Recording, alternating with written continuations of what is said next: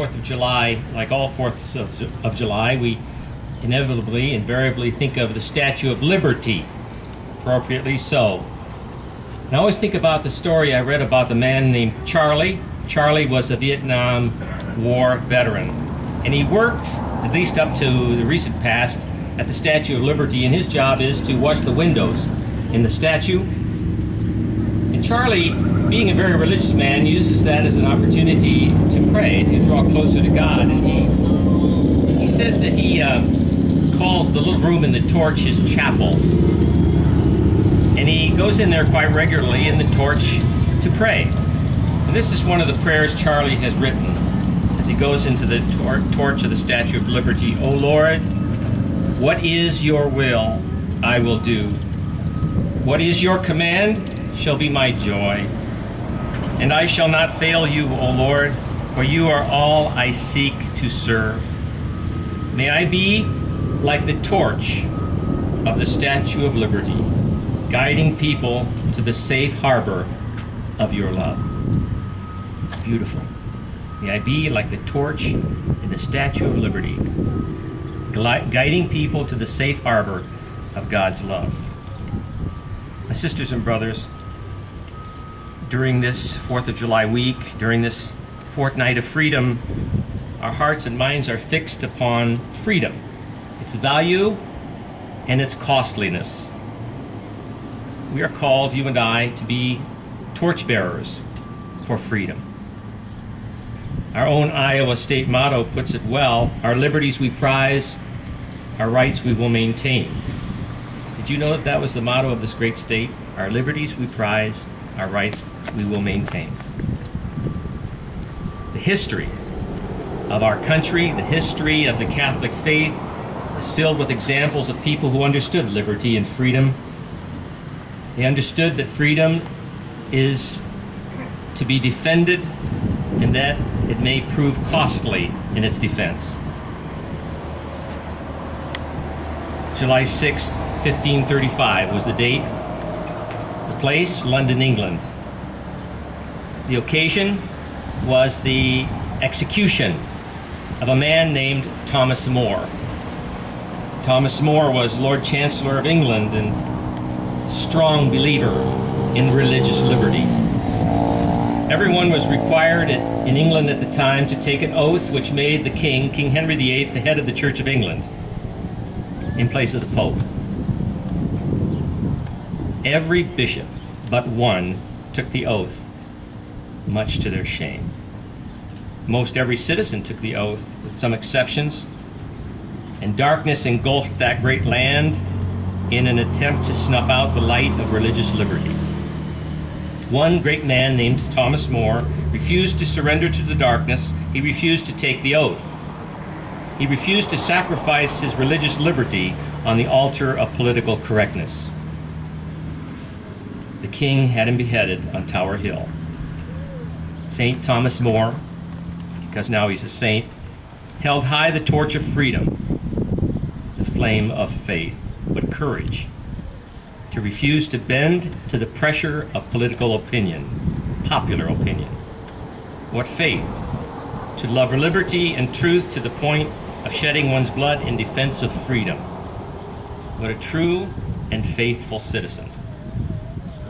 St. Thomas More and every martyr who has sacrificed his or her life for the faith recognized that all liberty comes from God. Every faithful citizen must understand that the state has the task to guarantee the freedom that God gives us and assures each of us. The task of every citizen and every good Christian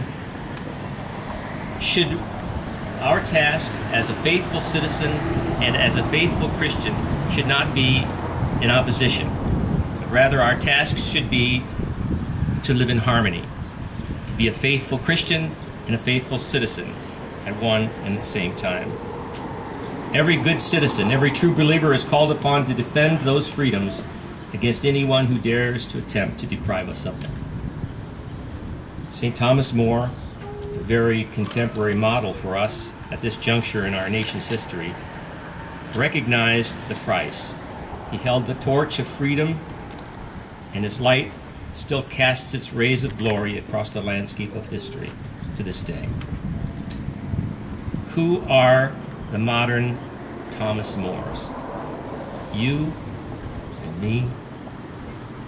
This beautiful gospel story, Mark 5, finds Jesus healing the daughter of Jairus.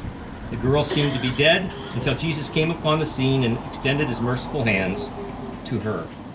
"Rise, little girl," he said, and arise she did. When Jesus arrived on the scene, a miracle occurred, and the light of life brought a new beginning. Whenever Jesus appears on the scene, a light appears and a new beginning takes inception. We come today to this Mass, to this place, to ask Jesus to extend his hand over this land of ours, and to take the hand of every American and lead this great nation to the gateway of a new beginning. To quote one of the members of the Catholic bishops of this country, recent decisions by the executive branch of the United States federal government threaten both our church's ability to express its moral teaching within its own ministries and our constitutional freedoms. We know that attempts by the state to regulate, define, and constrain the ministries of the church are not new. For 2 millennia, the church has lived in tension with the state, and many of our defining moments came in times such as these. Within this legacy, we are justifiably proud of the freedom enshrined in the First Amendment of the United States Constitution, while also justifiably concerned about recent attempts by the United States federal government to limit the church's vocation to serve others in accord with its moral teaching. How deeply and how greatly and how desperately we need more torchbearers today. Stories told about a parishioner in a small town parish. His name was Joe, and he had fallen away from the practice of the faith. He hadn't attended Mass for years. And one evening in this small town, the church caught fire, and the whole parish turned out to help put out the fire, forming a line, passing buckets, attempting to overcome the flames. The pastor noticed old Joe, who had been away from church for years, among the group of faithful parishioners trying to put out the fire. Joe, the fallen away Catholic, was more involved than he'd been for years. A few days later, after they put out the fire and saved the church, the priest visited Joe and asked him, he said, "Joe," he said, "I have a question. Why is it that after so many years of being away from the church, you come now to help fight this fire?" "Well, Father, it's simple. I never came to the church before because the church was never on fire before." Some will not come to church because the fire of faith has grown dim in the hearts of so many. For some, the fire of love for God and for Catholicism, for Christianity, has grown cold. We need to set our church afire once again, holding high the torchlight of freedom for all to see. The torch, symbolized on that great Statue of Liberty, underscores the importance of our being guided by true freedom, guided by our God. Thomas More cried out before his head was chopped off on that fateful day, July 6th, 1535. He had a few last words to speak, and he said simply to the gathered crowd, "I die the King's good servant, but God's servant first." Yes. Should not every one of us say the same? God's servant first. You and I. God first before party. God first before politics. God first before popularity. For if we serve God first, then the nation will truly be well served and liberty preserved for all. In the words of Charlie, who worked at the Statue of Liberty in that little chapel of the torch, could we not echo the words, "O Lord, what is your will, I shall do. What is your command shall be my joy.